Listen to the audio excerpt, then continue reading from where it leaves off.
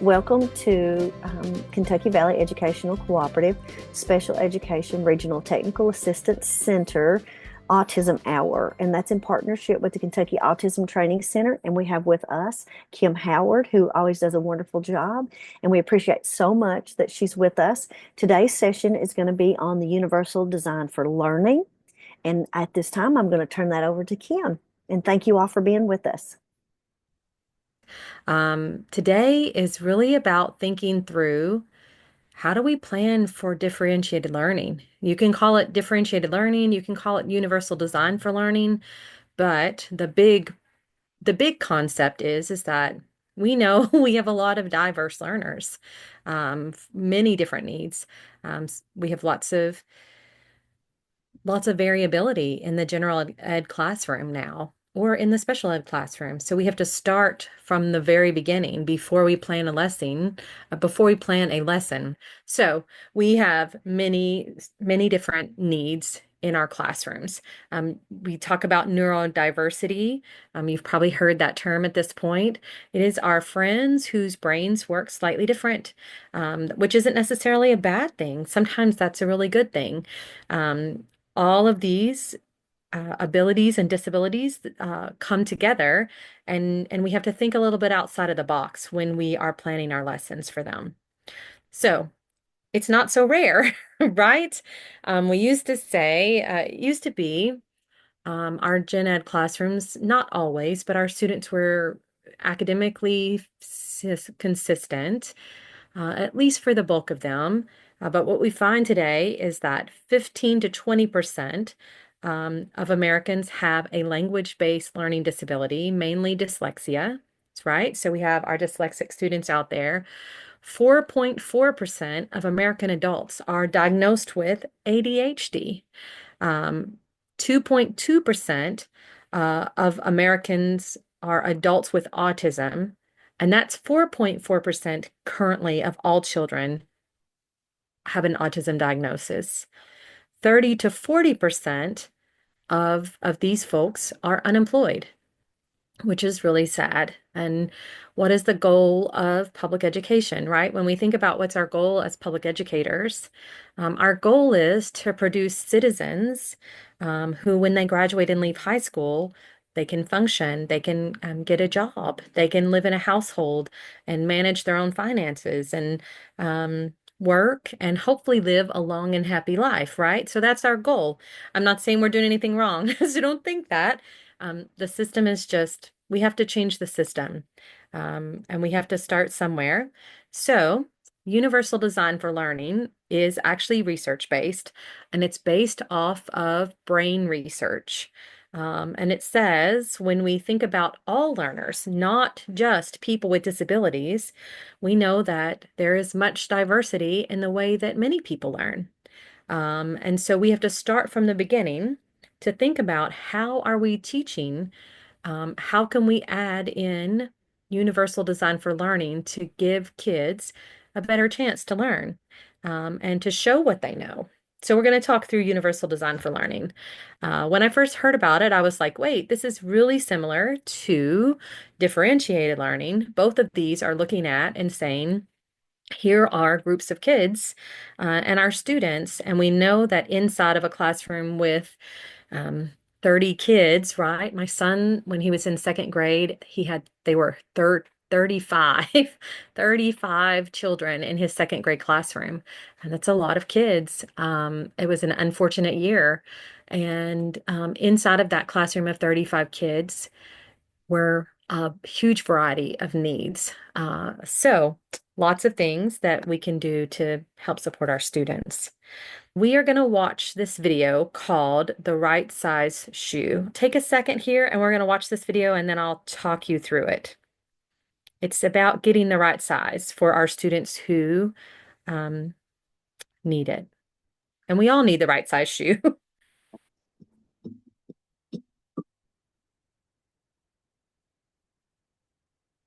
Hi, welcome to Shoe Town. Do you need a new pair of shoes? Sure, I'm looking for a new pair of running shoes. I've got just what you need. I'll be right back. Here you go. Thanks. These won't fit. They're too big. Well, that's no good. Let me get another pair. How about these? Oh, these are still too big. I wear a size 10. I'm sorry, sir. Come again? I said I wear a size 10 shoe. I'm afraid I don't follow you. My shoe size, it's 10. You know, like the size of shoes I wear. I'm afraid you must be mistaken, sir. All of our shoes are the same size. Here, let me get a different shoe. Is it going to be the same size as the first pair? Well, of course. This isn't going to work. I think I'm going to go. Wait, we got a new shipment coming in. Oh well. We wouldn't go to a shoe store that only sold one size of shoe. So why do we try to teach students only one way? Universal Design for Learning is about teaching all students, not just the average students. To do this, we need to represent information in multiple ways, give students opportunities to choose how to express themselves and show us what they've learned, and make the learning engaging and relevant for everyone. We need to listen to our students' needs, cater our teaching styles to their learning styles, and make sure they stay engaged. By doing so, we'll create a better learning experience for everyone. All right, so the right size shoe. When we think about education, when we were originally set up, we are running off of the basis of we have a lot of kids. We are working with a lot of students, and there's only one of us, and we're already overwhelmed. So how do we set things up from the beginning to make it easier on us and to ensure that our students have the best chance of learning the things that they need to know to carry on throughout their entire life? So don't worry. What I do see is that we are engaging in some of these principles already. Both of these memes made me made me laugh today. So I don't know if you've ever heard of this. What is normal anymore, right? Many years ago, the way that we teach our students and the way that our classrooms are set up was based off of normalcy bias, right? We could base it off of your average student. What we find today is that we don't have an average student anymore. There is not necessarily an average student. Our students come in with trauma. Our students come in with poverty. Our students come in with a variety of disabilities, and a variety of needs. And so we don't necessarily have that normal students. So we have to change how we think about it, and do some tweaking, not major changes, do some tweaking for our classrooms, especially thinking about our general education classrooms. Many years ago, and here's the other thing that I see is continuum of placement, right? So when we think about continuum of placement, that means that for our students with disabilities, we have a variety of placement options. So years ago, we had a placement option of so a moderate and severe disabilities unit, and most districts still have those, right? For our students that have our most significant disabilities, there is a teacher and a small size classroom, and those students can be pulled out for resource. So they may spend part of their day in the general ed, but they don't spend the full day. They have some flexibility in going in and out of the general education classroom. Many years ago, we also had behavior disorder units. So our students who had severe behavior had a place that if they needed extra supports, then there was a placement within the school classroom to pull them out. And I'm not saying this is necessarily good or the way that we should go, right? But there was a larger variety of placements when we considered special ed. Many times, what I see now is our only option is the general education classroom or moderate and severe disabilities. And many of our students with disabilities do not fall into the category that would be an okay placement. So we're seeing many more students with higher needs in the general education classroom.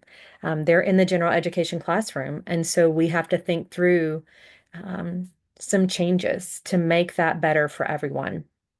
So that is where universal design for learning comes from. And don't think I'm bashing teachers because I'm really not. I have been a classroom teacher for many years. I know how hard it is. The nice thing about universal design for learning is that it kind of flips our thinking, and it says, let's start from the very beginning, thinking about how do we include everyone? How do we make this learning accessible for all of our students? And we do that from the very beginning. And once we've done it from the beginning, I don't have to go backwards, retrofitting everything. I'll give you my pipe. I'll give you my plumber's analogy. So, uh, anyone ever had problems with their water pipes in their house, right? Your water lines. Sometimes they freeze and bust, or sometimes they develop a leak. And when you're going back and trying to repair those lines, you have to find the right parts. You need to find the same type of pipe. You can't attach PVC pipe to copper pipe. They have to be the same match. And so essentially, sometimes that's what we're doing in our classroom. We're teaching the same way that we've taught for 30 years, and we're teaching in the structure that we were taught in, which wasn't wrong, and it was perfectly lovely at the time. But times have changed significantly. So we have to change with that. And education has to kind of think about how do we build a new house? How do we build our pipes from the very beginning so that all kids can come in and access education? So, universal design for learning. And if you've never heard of this, or if you're someone who has deep dived into this today, it sounds overwhelming. And I'm just going to say change is hard. Change is hard and terrible to think about. And probably based on, I have been throughout Eastern Kentucky, and I have been in and out of classrooms, and I do see this already happening. So kudos, right? I see this already happening across our state, which makes me feel good, makes me happy for our students because school is critical. It's vital for their lifelong learning. And our students, when we reach the point to where our only options are, we only have two placement options really. And for our students that fall in the middle, um, what happens for them? And if you don't do well at school, what happens for those students? It's hard on everyone. It's hard on the student, it's hard on the staff. It makes learning difficult for all. So if we start from the beginning, then hopefully it will help us to give access for everyone. So, universal design for learning looks at the what of learning. So, what are we learning? How are we learning? And why are we learning it, right? So, there's three main principles, right? So, providing multiple means of representation, providing multiple means of action and expression, and multiple means of engagement. And we're going to kind of talk through some of these. So here's what we know about universal design for learning thinking. These are our thinking big thoughts.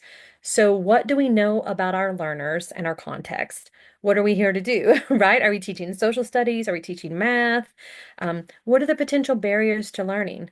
Well, maybe I'm a writing teacher and maybe I'm a language arts teacher and I have a student that is an English language learner. I have a student that maybe I have cerebral palsy, and so they don't have good motor movement in their hands. So how could they write a paper for me?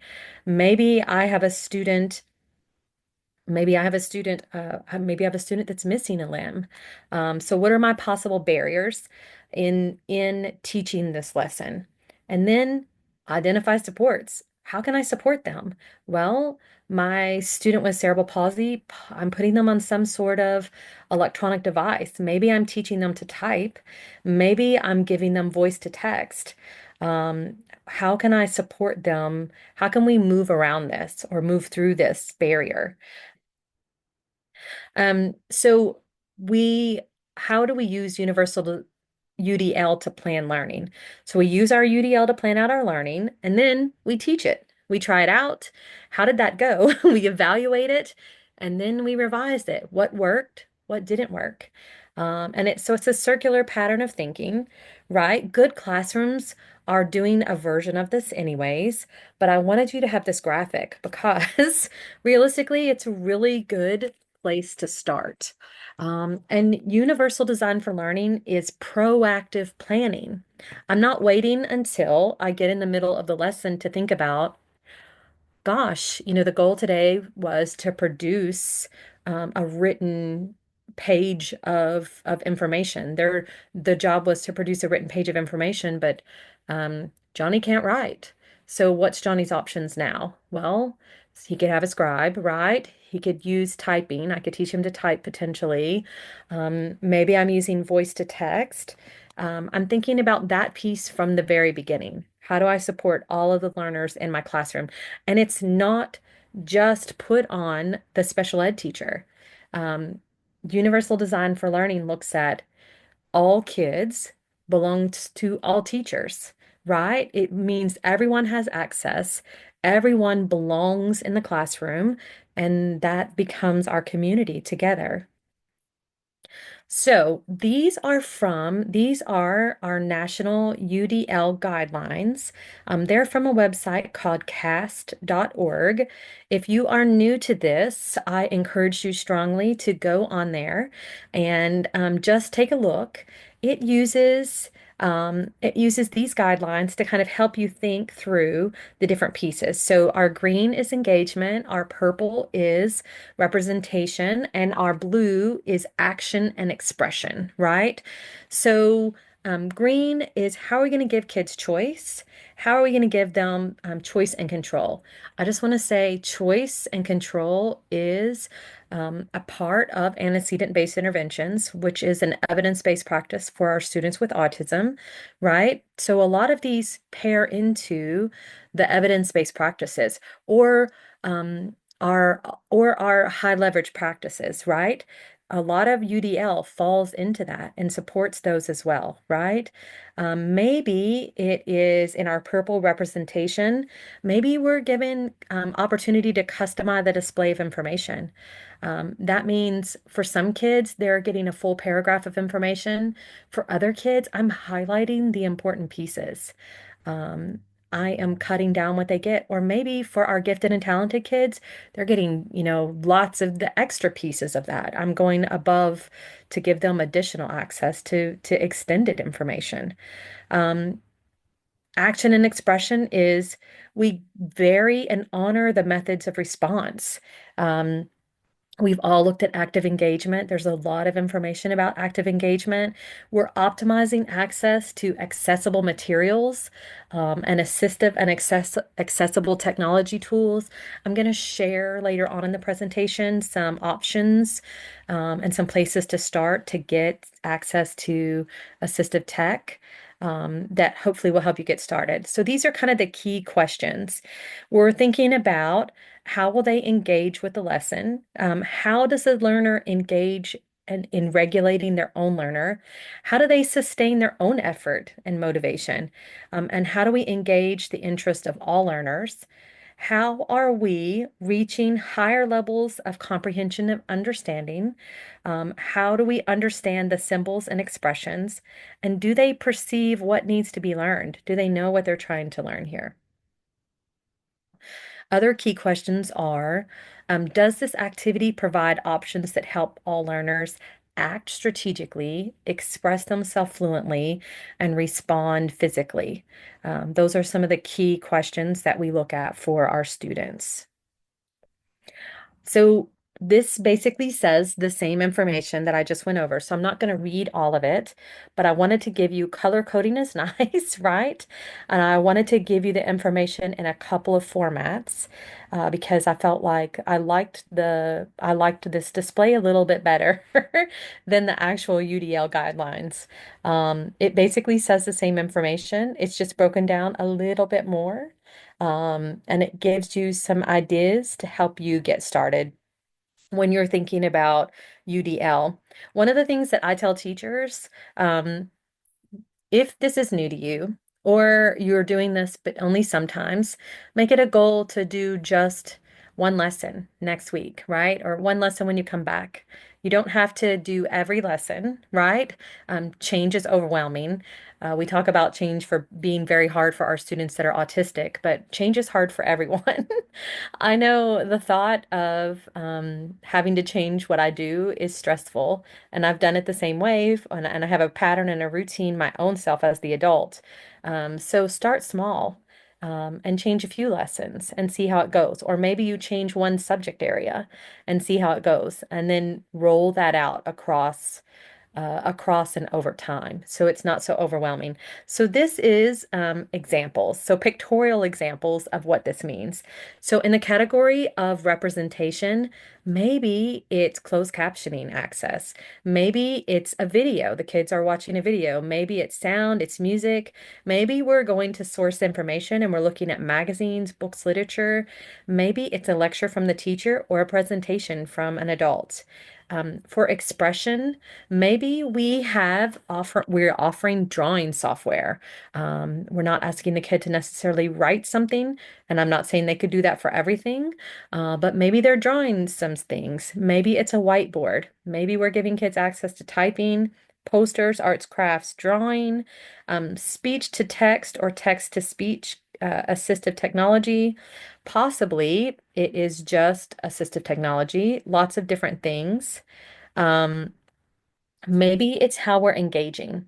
So we're providing choice. Choice is powerful for all learners, regardless of disability. We are providing interactive games, teamwork, self-reflection on the choices that they did make. Maybe we're using music and audio cues for routines, which also means we have routines, right? Real life examples. We're pulling in real life examples into our lessons when possible. And I know you all do a great job of that. I've been out and seen some really good examples of that. Taking pictures. Maybe students are setting a personal goal.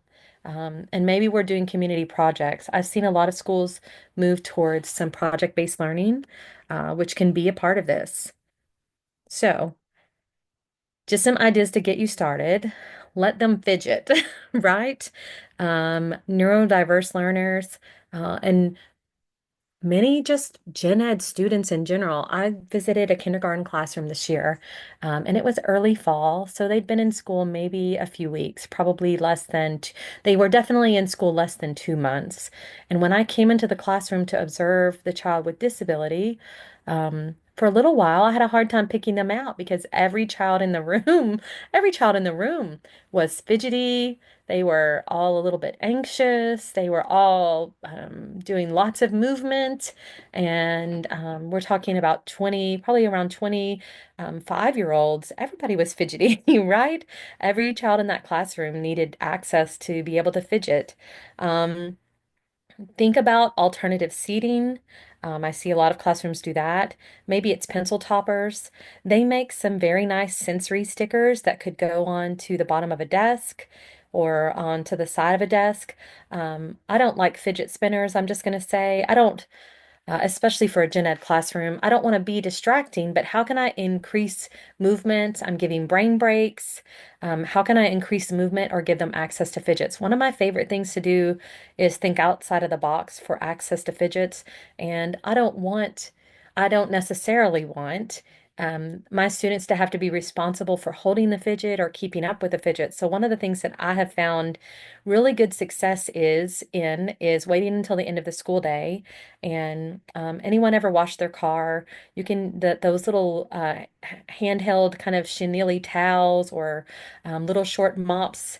They make a variety of those that come in slightly different textures and they have slightly different ridges and bumps. I cut those into strips and then hot glue them. Or I tack them, or I use some sort of tacky glue that will come off to the bottom of the desk so that they are easy access. When that student needs it, they don't need to ask me for it. It's right there, and they can just run their hand back and forth across.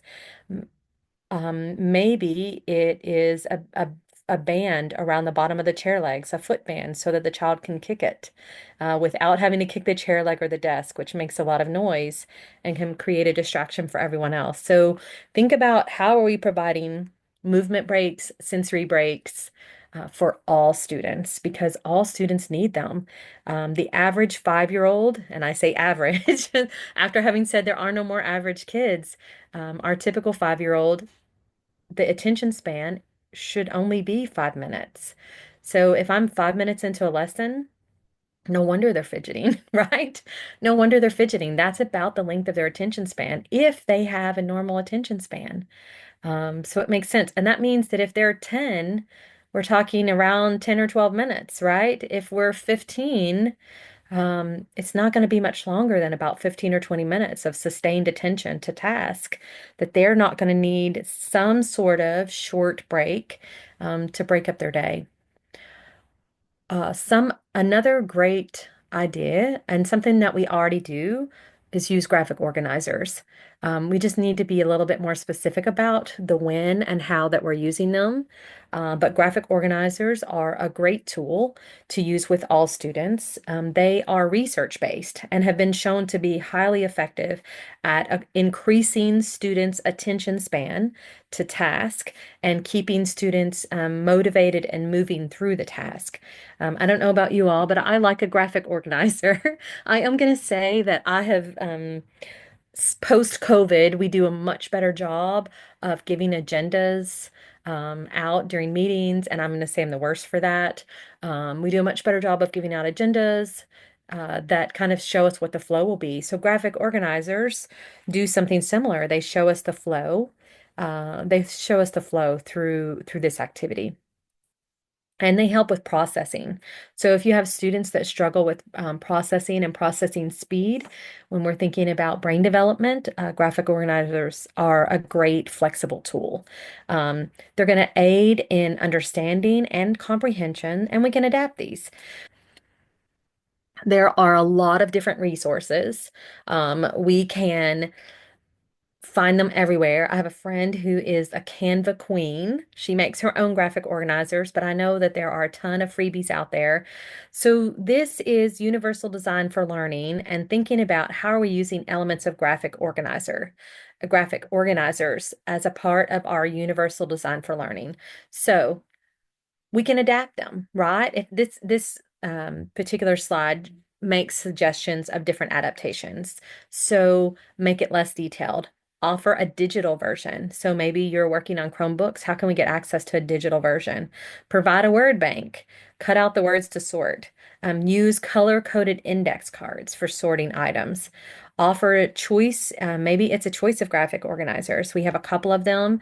Provide laminated material. If we're going to use this over and over, you guys know how much we need to use. Maybe it's using words, pictures, objects, making sure a student is using their AAC, so their augmentative alternative communication, and thinking through some of those pieces. But graphic organizers can be a wonderful tool. This is a Freyer model, and this example shows high school. I think it's geometry. I'm going to say I am not a math expert. That would be Stephanie. But I like the Freyer model because it gives you a definition, it gives you an actual example, and then it gives you a non-example. Both of those links on there take you to a freebie Freyer model that you can print out if that's something that you've never shown. And you can use this for other things besides math. The Freyer model can be used pretty useful for a variety of academic tasks. Maybe your students aren't at the point of using pencil paper. Maybe they need actual objects, right?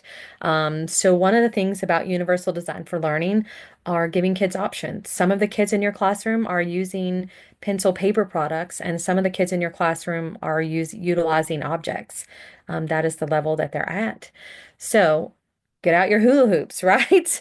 Get out your hula hoops, my friends, and put together this Venn diagram. It's a great place to start and kind of think through. Maybe its graphic organizers are the same as visual supports, right? We're thinking about visual supports here. One of the ones that I use pretty frequently are contingency maps. So contingency maps walk us through how do we get to our goal, right? What do we need to do to get what we want? So that's kind of what happens across the top pathway. The bottom pathway is the behavior that the student is engaging in that you don't want them to do. So one of the things that I'm trying to think of an example that I have used this with recently. I used this with a student who wanted to he was running out of the classroom to go to the playground early, right? They were going to recess, but he was probably, 20, 25 minutes before it was time to go, he was eloping. He was leaving the classroom and running out there because he couldn't wait any longer. And so we brought out this graphic organizer, and this happened. So the trigger was, it was the last class before recess. And then the behavior that he was engaging in, the red pathway on the bottom was he was leaving his seat, he was running outside, and when that happened, he lost his recess. If he eloped and ran from the classroom, he was losing his recess. Um, the behavior we wanted to happen was when it was the last class before recess, we wanted him to stay in his seat, complete his work, and then he got recess. That was the pathway to get to the thing that he wanted. So contingency maps are out there. There are a variety of them, but they can be a pretty useful tool for a lot of things. Maybe we are looking at graphic organizers for cause and effect. So they have turned these into puzzles, right? We've all probably read Romeo and Juliet. So Romeo secretly attends the Capulets masquerade. What happens? Romeo falls in love with Juliet. This is a Freyer model example for comprehensive vocabulary. So in this model, they're giving them a definition of a triangle, the characteristics of it, an example of it, and then non-examples. So just a little bit of an expanded version. So lots of options when we think about graphic organizers. We've all seen the hamburger, right, for paragraph writing. Any kind of graphic organizers are a great place to start to support us. Another thing I want to talk about is guided notes. I'm seeing a lot of students that are struggling to take notes. They either have a physical disability and they cannot physically write, or they have autism, and so they have fine motor difficulties. And so fine motor difficulties for our students that are autistic, sometimes holding a pencil for very long is painful. Literally, it causes them physical pain. Sometimes they just have weak fine motor skills. And so when you think about note taking, I'm going to say note taking doesn't generally happen until upper elementary. I've seen fifth graders take notes. I've seen some fourth grade classrooms that were taking notes. Whenever your school building starts having students take independent notes, thinking through the possibility of guided notes for some or all students. These are a couple of examples, and you can find out more about them at that website. The War in the Pacific one, they included a visual. I thought I'm just going to say, for me, as a person who does not necessarily have a learning disability, the graphic image pulls me in. I like the picture, right? And I'm a fluent reader. I love to read, but the graphic image helps me to make a connection to it. So guided notes is a system of having all of my students are taking the same notes, but in guided notes, I'm only having them write in some of the words and not all of the words. It takes some of the stress off. I've had my older students, high school age students, tell me I'm so desperately writing that I don't hear the information. I can't hear or process any of the information because I just got to get it down. In which we lose the whole point of the guided notes, right?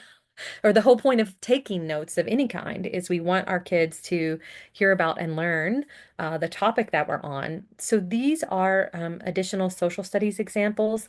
They made comic books. This was really cool. So this teacher actually photocopied some of the images directly out of the textbooks and then just put a little comic strip blurb. And her notes were smaller and they were in those blurbs. So they weren't having to take as much, and she provided some photocopied notes or notes that were loaded up into a Google Drive, so that everyone had access to those. Um, it made a huge difference. I have a nephew that is a little person. He has dwarfism, and so his hands are very small.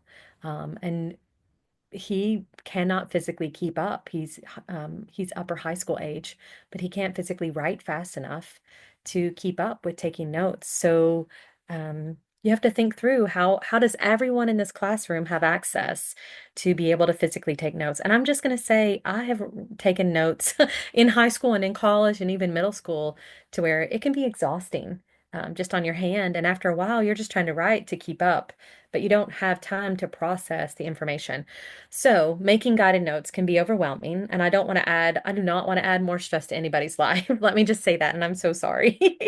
But these are two options. And if you, both of these are free guided notes. So if you are an upper elementary, middle, or high school teacher, or anyone who asks students to take notes, you can not photocopy, you can copy. So your notes are electronic on your computer. You can highlight them and copy them, and then copy and paste them into either of these tools, and it will build for you guided notes, and it will allow you to go in and adjust. It allows you some options of easy, hard, medium.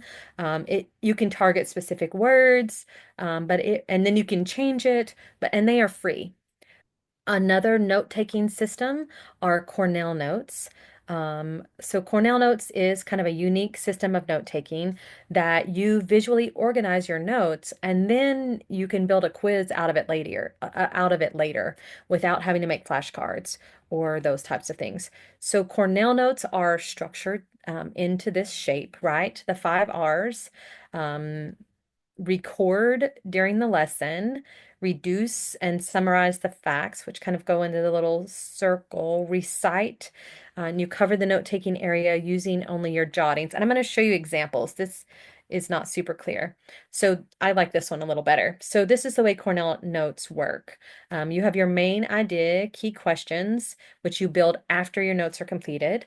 In the middle there, you have your keywords and ideas, important dates, people, places, repeated or stressed information, ideas, brainstorming, written on a board or overhead projector, diagrams, formulas.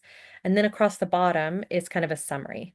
I don't know if people still actively teach note taking, but I'm going to assume that we do because we're asking kids to take notes.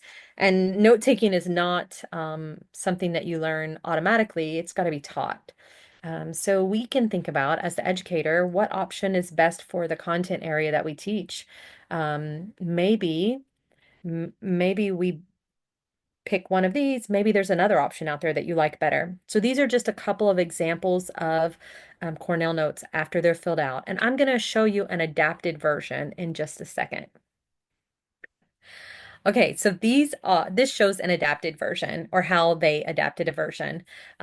This teacher on the left side is what she would have asked students to write out, right? That's all of the information. On the right side shows on the right side shows an adapted version. So part of it is filled in. She's not asking them to write it all out. In this, it's handwritten, but I know with using things like ChatGPT or Magic School AI that there are some versions out there that you can go into some of those and they will help help create some of these things for you. Just an idea and a place to kind of get started and to think through. This is just a concept map, just another kind of graphic organizer. We use concept maps for many different things. This was a cool version that they were doing in a gen ed classroom, and there was a large variety of different needs. So some of her students had the physical cards, and they were color coded. Some of her students were building concept maps on paper. Some of her students were building concept maps on an electronic device. And everyone had a choice about the way that it looked, right? Everyone had a different, there was some options that anybody could look at and choose. This is what we were doing. And it was done in small groups. And they did Moby Dick in a high school class. So I like concept maps. They can be very useful for thinking through. Okay. iPad apps for complex communication support needs. They also have a version that is not iPad. They have another version. You're going to find this on callscotland.org. It's in red, kind of right there at the top of the wheel. This is updated. So if you're an old person, an old teacher like I am, and you were around when it came out originally in 2014, they just updated it this year in 2024. And what it has is lots of options for assistive technology. Lots of options for building in assistive technology, and some text to speech, and just different options for many different students. I'm going to scroll down just a bit. So the middle of this wheel, you kind of see communication skills, you see recorded speech, text-based AAC, hybrid apps, structure, basic systemic, lots of suggestions, right? If you're like me, or if you're like a lot of people and you're trying to figure out, so the middle of the wheel, straight across from communication skills, says visual schedules. So they offer 3 apps. So I am a major visual schedule fan. There are app versions of visual schedules. They offer photo stories. So if you have a student who needs to hear an audiobook, they need support in hearing reading out loud, then here are some suggestions for places that you can access audiobooks. Lots of different options. I just wanted you to know that it was out there, right? I wanted to make sure that you guys knew that this was out there for anyone who needed that. Some resources to help you get started, and to help you be able to kind of get started forward. If you are new to this, or if you are just not new to this, but this is an overwhelming thought to change anything at this point, start small. Start with 1 lesson and see how it goes. And then do 2 lessons, and then do 3 lessons. And then maybe you choose 1 subject. If you're a multi-subject teacher, you know, maybe you're an elementary teacher and you're teaching all the things, choose 1 subject that you try this out in. Start small and build it. That's my suggestion. I appreciate your time. Kim, thank you so much for providing this session for us, and for us to be able to think about universal design for learning. Thank you for being with us today. We appreciate you, and thanks, Kim, for joining us. You brought great information.